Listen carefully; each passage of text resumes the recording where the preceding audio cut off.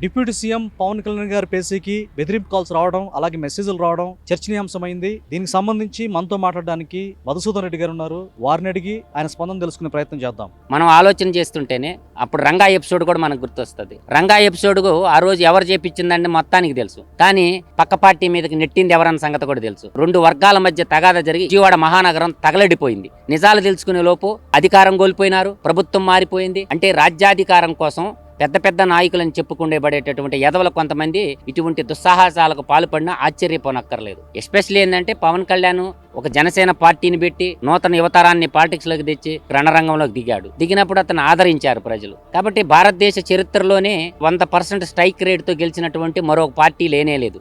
పవన్ కళ్యాణ్ ఉండటం వల్ల మనకి రాజకీయ మనుగడ లేదు అనుకున్నటువంటి దుష్ట శక్తులు కొన్ని సుపారీ గ్యాంగిల్ రంగంలోకి దింపినా కూడా ఆశ్చర్యపోనటువంటి అవసరమే లేదు.